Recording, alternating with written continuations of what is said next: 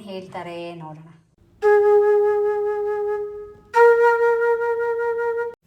Hello hi, welcome back to Divya's colourful way all in one. Friends, ನಾನು ಇವತ್ತಿನ ವ್ಲಾಗ್ನ start ಮಾಡ್ತಾ ಇದ್ದೀನಿ. ಬಟ್ ಇವತ್ತಿನ ವ್ಲಾಗಲ್ಲಿ ನೀವು ಏನು ನೋಡ್ಬೋದು ಅಂತಂದರೆ, ನಾನು ಇವತ್ತೊಂದು ಸ್ವೀಟ್ನ ಮಾಡ್ತಾ ಇದ್ದೀನಿ. ಸ್ವೀಟ್ ಅಂದರೆ ನೀವು ನಾರ್ಮಲಾಗಿ ಜಾಮೂನ್ ಹೇಗೆ ಮಾಡ್ತೀರಾ, ಹೇಗೆ ಅಂದರೆ ನಾವು ಹೋಗ್ತೀವಿ ಅಂಗಡಿನಲ್ಲಿ, ನಮಗೆ ಸಿಗುತ್ತೆ ಗುಲಾಬ್ ಜಾಮೂನ್ ಪೌಡರ್ ಸಿಗುತ್ತೆ, ಅದನ್ನು ತಂದು ನಾವು ಜಾಮೂನ್ ನಾರ್ಮಲಾಗಿ ಮಾಡ್ತೀವಲ್ವ.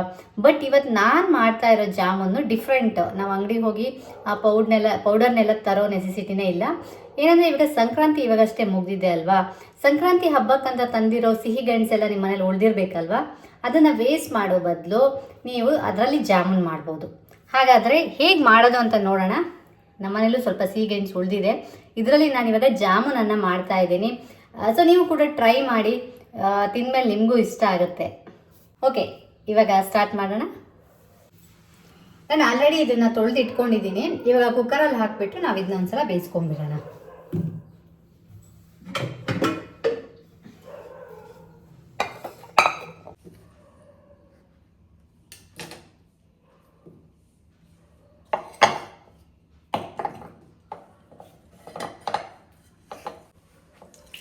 ನಾನು ಮೊದಲೇ ಹೇಳ್ದಂಗೆ ಈ ಗೆಣಸನ್ನು ಕುಕ್ಕರಲ್ಲಿ ಹಾಕಿ ಇವಾಗ ಬೇಯಿಸ್ಕೊಳ್ತಾ ಇದ್ದೀನಿ.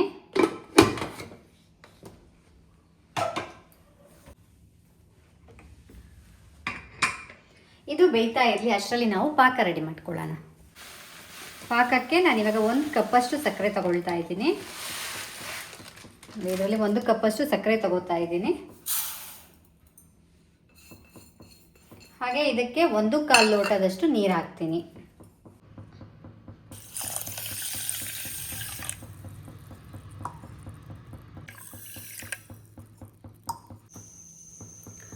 ಒಂದು ಕಡೆ ಇದು ಬೇಯ್ತಾ ಇರಲಿ, ಇನ್ನೊಂದು ಕಡೆ ನಾವು ಪಾಕಕ್ಕೆ ಇಟ್ಕೊಂಡ್ಬಿಡೋಣ.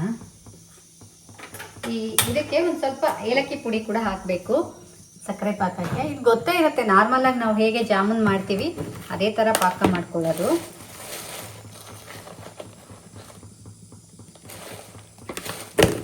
ಸ್ವಲ್ಪ ಏಲಕ್ಕಿನೂ ಅಷ್ಟೇ, ಏಲಕ್ಕಿನ ನಾನು ಜಜ್ಜಿಬಿಟ್ಟು ಹಾಕ್ಕೊಳ್ತೀನಿ. ಏಲಕ್ಕಿ ಪುಡಿನೇ ಇದ್ದರೆ ಅದನ್ನೇ ಹಾಕ್ಕೊಳ್ಬೋದು. ನಾನು ಏಲಕ್ಕಿ ಪುಡಿ ಇಲ್ಲ, ಅದಕ್ಕೆ ಏಲಕ್ಕಿನ ಜಜ್ಜಿಬಿಟ್ಟು ಹಾಕ್ಕೊಳ್ತಾ ಇದ್ದೀನಿ ಇವಾಗ.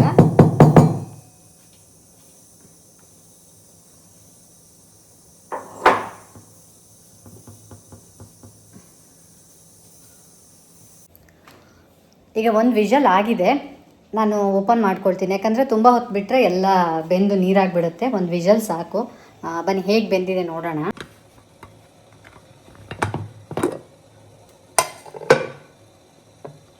ಬೆಂದಿದೆಯಾ ನೋಡ್ಕೊಳ್ಳೋಣ.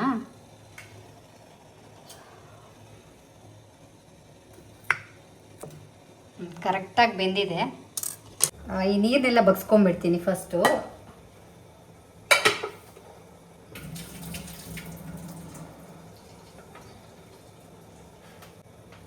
ಇದನ್ನು ಆ್ಯಕ್ಚುಲಿ ಇವಾಗ ಸಿಪ್ಪೆ ಎಲ್ಲ ತೆಗೆದುಬಿಟ್ಟು ಸ್ಮ್ಯಾಶ್ ಮಾಡ್ಕೋಬೇಕು. ಬಟ್ ತುಂಬ ಬಿಸಿ ಇದೆ, ಸೊ ಸ್ವಲ್ಪ ಹೊತ್ತು ವೆಯ್ಟ್ ಮಾಡೋಣ. ಒಂದು 5 ಮಿನಿಟ್ಸ್ ತಣ್ಣಗಾದ್ಮೇಲೆ ಸಿಪ್ಪೆನೆಲ್ಲ ತೆಗೆದುಬಿಟ್ಟು ನೀಟಾಗಿ ಸ್ಮ್ಯಾಶ್ ಮಾಡ್ಕೊಳ್ಳೋಣ. ಇನ್ನೊಂದು ಕಡೆ ಪಾಕ ರೆಡಿ ಆಗ್ತಾ ಇದೆ. ಬನ್ನಿ, ಇವಾಗ ಇದು ತಣ್ಣಗಾಗಿದೆ. ನಾವೆಲ್ಲ ಒಂದು ಪ್ಲೇಟ್ಗೆ ಹಾಕ್ಕೊಂಡ್ಬಿಟ್ಟು ನೀಟಾಗಿ ಸಿಪ್ಪೆ ತಗೋಬೇಕು.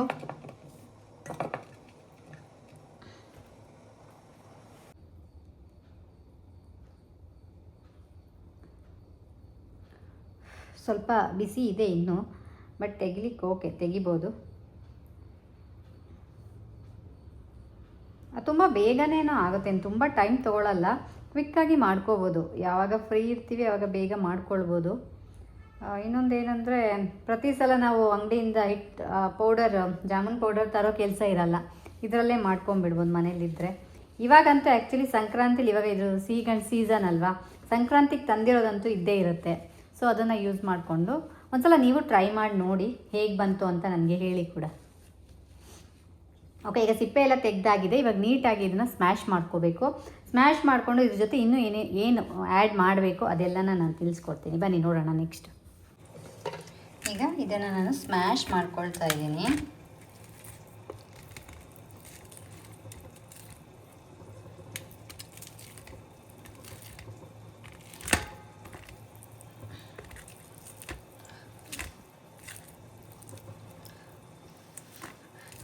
ನೀಟಾಗಿ ಅಂದರೆ ಎಲ್ಲೂ ಗಂಟು ಇರಬಾರ್ದು, ಆ ರೀತಿ ನೀಟಾಗಿ ಸ್ಮ್ಯಾಶ್ ಮಾಡ್ಕೋಬೇಕು.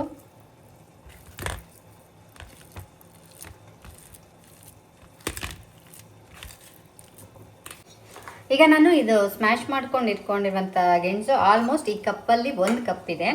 ನಾನು ಇದಕ್ಕೆ ಇವಾಗ 1 ಕಪ್ ಹಾಲು ಪುಡಿನ ಮಿಕ್ಸ್ ಮಾಡ್ಕೊಳ್ತೀನಿ. ಹಾಲು ಪುಡಿಯನ್ನು ತಂದು ಇಟ್ಕೊಂಡಿದ್ದೀನಿ. ಇದನ್ನು 1 ಕಪ್ ಹಾಲು ಪುಡಿಯನ್ನು ಇವಾಗ ಇದ್ರ ಜೊತೆ ಆ್ಯಡ್ ಮಾಡ್ಕೊಳ್ತೀನಿ.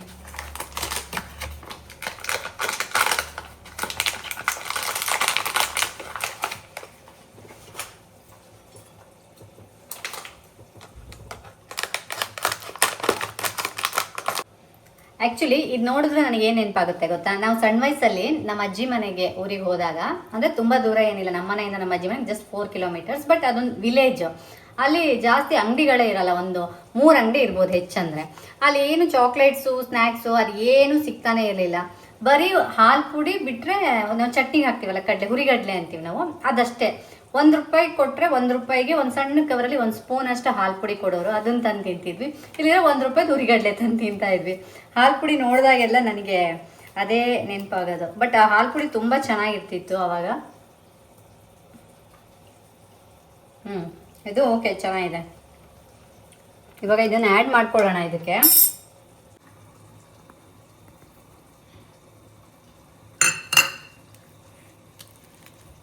ಇದನ್ನು ಇವಾಗ ನೀಟಾಗಿ ನಾದ್ಕೊಳ್ಬೇಕು, ಗಂಟೆಲ್ಲೂ ಇಲ್ಲದೇ ರೀತಿ ನೈಸಾಗಿ ನಾದ್ಕೋಬೇಕು. ನೀವು ನಾದ್ಕೊಳ್ಬೇಕಾದ್ರೆ ನಿಮಗೆ ಗೊತ್ತಾಗುತ್ತೆ, ತುಂಬ ಅಂಟಂಟು ಅನಿಸಿದರೆ ನೀವು ಸ್ವಲ್ಪ ಮತ್ತೆ ಅದಕ್ಕೆ ಹಾಲಿನ ಪುಡಿಯನ್ನು ಮಿಕ್ಸ್ ಮಾಡ್ಕೋಬೋದು. ಜಾಸ್ತಿ ಕೈಗೆಲ್ಲ ಅಂಟ್ಕೊಂಡ್ಬಿಟ್ರೆ ಸ್ವಲ್ಪ ಹಾಲಿನ ಪುಡಿಯನ್ನು ಜಾಸ್ತಿ ಮಿಕ್ಸ್ ಮಾಡ್ಕೊಳ್ಳಿ. ನಿಮಗೆ ಗೊತ್ತಾಗುತ್ತೆ, ಜಾಮೂನ್ ಮಾಡ್ತೀವಲ್ಲ ಅದೇ ಹದಕ್ಕೆ ಬರುತ್ತೆ.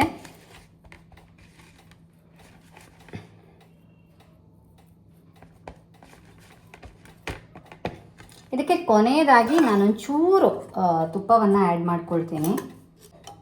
ಜಾಸ್ತಿ ಬೇಡ, ಒಂದು ಅರ್ಧ ಸ್ಪೂನಷ್ಟು ತುಪ್ಪವನ್ನು ಆ್ಯಡ್ ಮಾಡ್ಕೊಳ್ತೀನಿ ಅಷ್ಟೇ.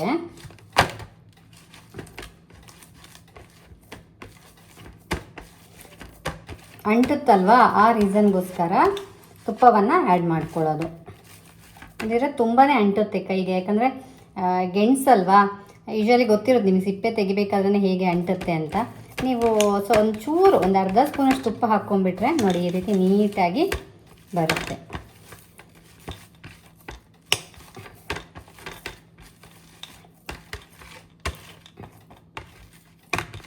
ಸಖತ್ತಾಗಿ ಬಂದಿದೆ ನೋಡಿ. ನೋಡಿ ನೋಡಿ ನಮ್ಮ ಹಿಟ್ಟೆಷ್ಟು ನೀಟಾಗಿ ರೆಡಿಯಾಗಿದೆ. ಇವಾಗ ಕೈಗೆಲ್ಲ ಅಂಟ್ತಾ ಇಲ್ಲ, ಉಂಡೆ ಮಾಡ್ಕೊಳ್ಳೋಕ್ಕೂ ಚೆನ್ನಾಗಿರುತ್ತೆ.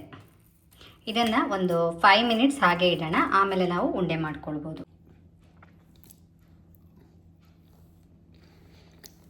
ನಾನಿವತ್ತು ನಿಮಗೆ ತೋರಿಸಿಗೋಸ್ಕರ ಮಾಡಿದ್ದೆ, ಹಾಗಾಗಿ ಸ್ವಲ್ಪ ಗೆಣಸು ಹಾಕಿ ಮಾಡಿದ್ದೀನಿ. ಉಳಿದಿದ್ದನ್ನ ನಾನೇ ತಿಂತಾ ಇದ್ದೀನಿ, ಜಾಸ್ತಿ ಇತ್ತು ಸ್ವಲ್ಪ. ಈಗ ಒಂದು 5 ಮಿನಿಟ್ಸ್ ಆಗಿದೆ. ನಾನಿವಾಗ ಇದನ್ನು ಚಿಕ್ಕ ಚಿಕ್ಕ ಉಂಡೆ, ನೀವು ಯಾವ ಥರ ಶೇಪಲ್ಲಿ ಬೇಕಾದರೂ ಮಾಡ್ಕೊಳ್ಬೋದು, ಉದ್ದುದ್ದಕ್ಕೆ ಮಾಡ್ಕೊಳ್ಬೋದು ಅಥವಾ ರೌಂಡ್, ಹೇಗೆ ಬೇಕು ಮಾಡ್ಕೊಬೋದು. ನಾನು ಚಿಕ್ಕ ಚಿಕ್ಕ ರೌಂಡ್ ಉಂಡೆ ಶೇಪ್ ಮಾಡ್ಕೊಳ್ತಾ ಇದ್ದೀನಿ.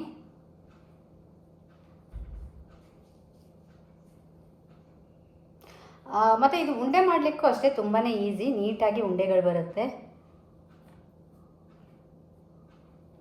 ನೋಡಿ.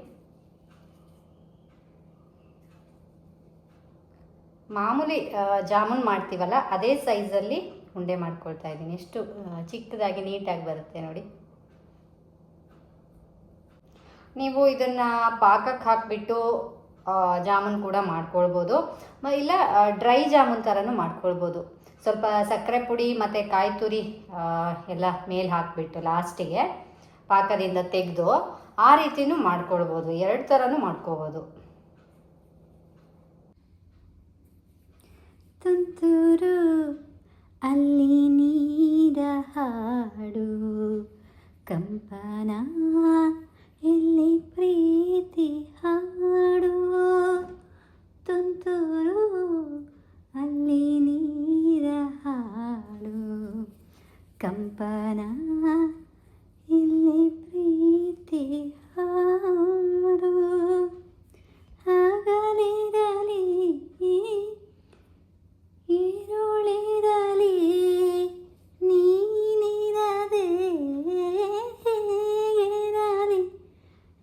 ತುಂಬ ಹೃದಯನ ತುಂಬಿದೆ ನಿನ್ನ ಹಾಡನ್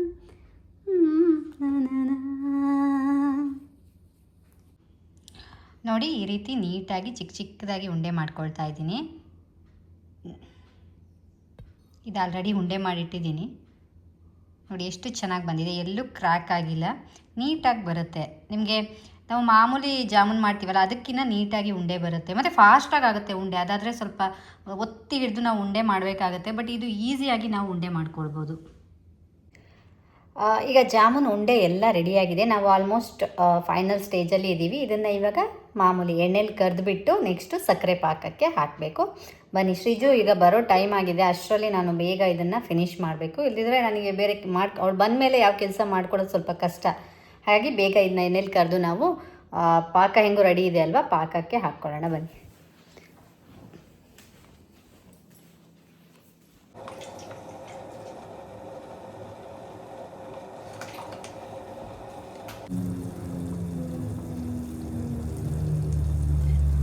ಎಣ್ಣೆನ ತುಂಬ ಕಾಯ್ಲಿಕ್ಕೂ ಬಿಡಬಾರ್ದು.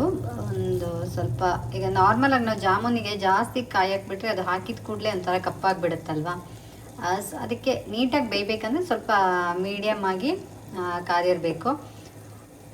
ಸೊ ಇವಾಗ ಎಣ್ಣೆ ಕಾದಿದೆ, ನಾನು ಇವಾಗ ಇದಕ್ಕೆ ಹಾಕ್ಲಿಕ್ಕೆ ಸ್ಟಾರ್ಟ್ ಮಾಡ್ತೀನಿ.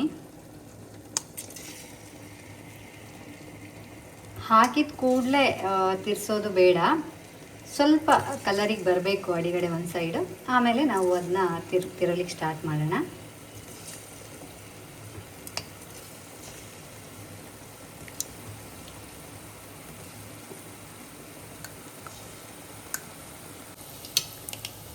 ಈಗ ನೋಡಿ, ಸ್ವಲ್ಪ ಒಂದು ಸೈಡಲ್ಲಿ ಸ್ವಲ್ಪ ಕಲರ್ ಬರ್ತಾ ಇದೆ.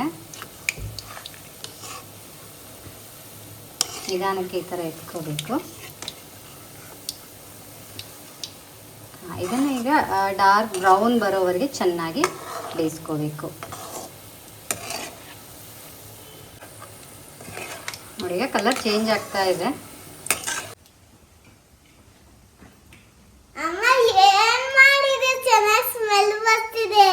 ಜಾಮೂನ್ ಮಾಡ್ತಾ ಇದ್ದೀನಿ, ಇಷ್ಟನಾ? ನಾನು ಆ್ಯಕ್ಚುಲಿ ಶ್ರೀಜು ಬರೋಷ್ಟಲ್ಲಿ ಮಾಡಿಬಿಡ್ಬೇಕು ಅಂತ ಅಂದ್ಕೊಂಡೆ, ಬಟ್ ಅವಳು ಬಂದೇ ಬಿಟ್ಲು. ಈಗ ಆಲ್ಮೋಸ್ಟ್ ಬ್ರೌನ್ ಕಲರಿಗೆ ಬಂದಿದೆ. ಇನ್ನೊಂದು ಸ್ವಲ್ಪ ಡಾರ್ಕ್ ಆದರೆ ನಾವು ಇದನ್ನು ತೆಗೆದು ಪಾಕಕ್ಕೆ ಹಾಕ್ಕೋಬೋದು. ಆದಷ್ಟು ಸ್ವಲ್ಪ ಸಣ್ಣ ಫ್ಲೇಮಲ್ಲೇ ಬೇಯಿಸ್ಕೊಂಡ್ರೆ ಒಳ್ಳೆಯದು. ಇದ್ರೆ ಒಳಗಡೆ ಸ್ವಲ್ಪ ಹಿಟ್ಟಿಟ್ಟಾಗಿ ಉಳಿಯುತ್ತಲ್ವ, ಆ ಥರ ಆಗಿಬಿಡುತ್ತೆ. ಸೊ ಆದಷ್ಟು ಸಣ್ಣ ಫ್ಲೇಮಲ್ಲಿ ಬೇಯಿಸ್ಕೊಂಡ್ರೆ ಚೆನ್ನಾಗಿರುತ್ತೆ. ಈಗ ರೆಡಿ ಮಾಡ್ಕೊಂಡಿರೋ ಪಾಕಕ್ಕೆ ಜಾಮೂನನ್ನು ಹಾಕೋಣ.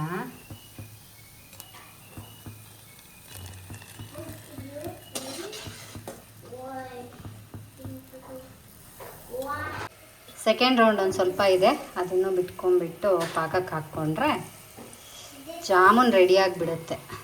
ಏನಿದೆಲ್ಲ ಇದು ಡ್ರೈ ವೇಸ್ಟ್. ಯಾವುದು ಡ್ರೈ ವೇಸ್ಟು, ಯಾವುದು ವೆಟ್ ವೇಸ್ಟು? ಇದು ಡ್ರೈ ವೇಸ್ಟ್, ಇದು ವೆಟ್ ವೇಸ್ಟ್. ಓಕೆ, ಯಾವ್ದ್ಯಾವ್ದ್ರಲ್ಲಿ ಹಾಕಬೇಕು? ಡಸ್ಟ್ಬಿನ್ ಎಲ್ಲಿದೆ? ಇಲ್ಲಿ ಕರೆಕ್ಟಾಗಿ ತೋರಿಸು, ಗೊತ್ತಾಗ್ತಾ ಇಲ್ಲ. ಇದು ಓಕೆ, ಇದು ವೆಟ್ ವೇಸ್ಟು, ಇದು ಡ್ರೈ ವೇಸ್ಟು. ಓಕೆ, ಇದರಲ್ಲೆಲ್ಲ ವೆಟ್ ವೇಸ್ಟ್ ಹಾಕಬೇಕು, ಇದರಲ್ಲಿ ಡ್ರೈ ವೇಸ್ಟ್ ಹಾಕು. ನೋಡೋಣ ಯಾವುದಾದ್ರೂ ಒಂದು ವೆಟ್ ವೇಸ್ಟ್ ಇದಕ್ಕೆ. ಇದು ಯಾವುದಿದು? ಹಾಂ, ಇದು ವೆಟ್ ವೇಸ್ಟ್, ಇದಕ್ಕೆ ಹಾಕು. Vet waste apple. Wow, okay, ಇದು ಆಪಲ್. ಹಾಂ, ಅಂದರೆ ಹಾಳಾಗಿರೋ ಆಪಲ್. ಓಕೆ, ಹಾಕು. ಗುಡ್. ಇದಕ್ಕೆ ಡ್ರೈ ವೇಸ್ಟ್ ಹಾಕು ಯಾವುದಾದ್ರೂ ನೋಡೋಣ. ಡ್ರೈ ವೇಸ್ಟ್ ಏನದು? ಓಕೆ, ಯೂಸ್ ಮಾಡಿರೋ ಗ್ಲಾಸ್ ಅಲ್ವಾ ಅದು? ಓಕೆ, ಹಾಕು. Very good. ಇವತ್ತು ಸ್ಕೂಲಲ್ಲಿ ಇದು ಹೇಳ್ಕೊಟ್ರಾ? ಆಕ್ಟಿವಿಟಿ ಮಾಡಿಸಿಲ್ಲ ಮತ್ತೆ? ಮೊನ್ನೆ. Okay okay, good. Vet waste ಯಾವುದು, ಡ್ರೈ ವೇಸ್ಟ್ ಯಾವುದು ನಿನಗೆ ಗೊತ್ತಾಯ್ತಾ? ಸಪ್ರೇಟ್ ಮಾಡಕ್ಕೆ ಗೊತ್ತಾಯ್ತಾ? ಇಲ್ಲಿ ನೋಡು, ನೋಡ್ಬಿಟ್ಟು ಹೇಳು. ಗೊತ್ತಾಯ್ತು. ಆ್ಯಕ್ಚುಲಿ ಅವ್ರ ಸ್ಕೂಲಲ್ಲಿ ವೆಟ್ ವೇಸ್ಟು ಮತ್ತು ಡ್ರೈ ವೇಸ್ಟ್ನ ಸಪ್ರೇಟ್ ಮಾಡೋದು ಹೇಗೆ ಅಂತ ಅವೇರ್ನೆಸ್ಗೋಸ್ಕರ ಆ್ಯಕ್ಟಿವಿಟಿ ಮಾಡಿಸಿದ್ದಾರೆ. ಅದನ್ನೆಲ್ಲ ಮನೆಗೆ ತಗೊಬಂದಿದ್ದಾಳೆ. ಆ್ಯಕ್ಚುಲಿ ಅದು ಒಂಥರ ಗುಡ್ ಆ್ಯಕ್ಟಿವಿಟಿ ಅಲ್ವಾ? ಈಗ ರೆಡಿ ಆಗಿದೆ, ಬಟ್ ಇನ್ನು ತಿನ್ಲಿಕ್ಕೆ ಇನ್ನೂ ಸ್ವಲ್ಪ ಟೈಮ್ ಬೇಕು, ಯಾಕಂದರೆ ಇದು ಚೆನ್ನಾಗಿ ಪಾಕನೆಲ್ಲ ಸೀನ ಹೀರ್ಕೋಬೇಕಲ್ವಾ. ಸ್ವಲ್ಪ ಹೊತ್ತು ಹಾಗೆ ಇಟ್ಬಿಟ್ಟು ಆಮೇಲೆ ಶ್ರೀಜುಗೆ ಕೊಡೋಣ. ಈಗ ಪಾಕ ಎಲ್ಲ ಎಳ್ಕೊಟ್ಟು ಜಾಮೂನು ರೆಡಿಯಾಗಿದೆ. ಇದನ್ನು ನಾವು ಸರ್ವ್ ಮಾಡ್ಬೋದು. ಈಗ ಫಸ್ಟು ನಾನು ಜಾಮೂನ ಶ್ರೀಜುಗೆ ಕೊಡ್ತೀನಿ, ತಿನ್ಬಿಟ್ಟು ಏನು ಹೇಳ್ತಾಳೆ ನೋಡೋಣ.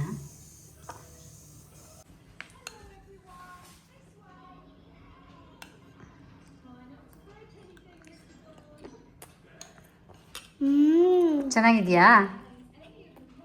ಯಾವಾಗಲೂ ತಿನ್ನೋ ಜಾಮೂನ್ ಥರ ಇದೆಯಾ? ಇಲ್ಲ, ಚೆನ್ನಾಗಿದೆ, ತುಂಬ ಡಿಫ್ರೆಂಟ್ ಆಗಿದೆ ಅಲ್ವಾ ಟೇಸ್ಟ್ ಸ್ವಲ್ಪ? ಓಕೆ. ಒಳಗಡೆ ಗಟ್ಟಿ ಹಿಟ್ಟಿಟ್ಟು ರೀತಿ ಇಲ್ಲ, ಫುಲ್ಲು ನೀಟಾಗಿ ಒಳಗಡೆ ಎಲ್ಲ ಪಾಕ ಇಳಿದು ಸಾಫ್ಟಾಗಿ ಇದೆ ತಿನ್ನಲಿಕ್ಕೆ. ಇಲ್ಲಿ ನೀವು ನೋಡ್ಬೋದು. ನೋಡಿದ್ರಲ್ಲ, ಆ್ಯಕ್ಚುಲಿ ತುಂಬಾ ಚೆನ್ನಾಗಿರುತ್ತೆ, ಹೆಲ್ದಿ ಕೂಡ ಇರುತ್ತೆ. ಸೊ ಕ್ವಿಕ್ಕಾಗಿ ಮಾಡ್ಕೊಳ್ಬೋದು. ನೀವು ಕೂಡ ಟ್ರೈ ಮಾಡಿ ಹೇಗೆ ಬರುತ್ತೆ ಅಂತ ಹೇಳಿ. ಸಾಫ್ಟಾಗಿ ಚೆನ್ನಾಗೇ ಬಂದಿದೆ. ನೀವು ಕೂಡ ಟ್ರೈ ಮಾಡಿ ಹೇಗೆ ಬಂತು ಅಂತ ಕಮೆಂಟ್ ಮಾಡಿ. ಇವತ್ತಿನ ವ್ಲಾಗ್ ನಿಮಗೆ ಇಷ್ಟ ಆಗಿದ್ದರೆ ಲೈಕ್ ಮಾಡಿ, ಹಾಗೆ ಚಾನಲ್ಗೆ ಸಬ್ಸ್ಕ್ರೈಬ್ ಮಾಡದೇ ಇರೋರು ಸಬ್ಸ್ಕ್ರೈಬ್ ಮಾಡಲಿಕ್ಕೆ ಮರಿಬೇಡಿ. ಇನ್ನೊಂದು ವ್ಲಾಗ್ ಜೊತೆ ನಿಮ್ಮ ಸ್ಕ್ರೀನ್ ಮೇಲೆ ಬರ್ತೀನಿ. ಅಲ್ಲಿವರೆಗೆ ಬಾಯ್.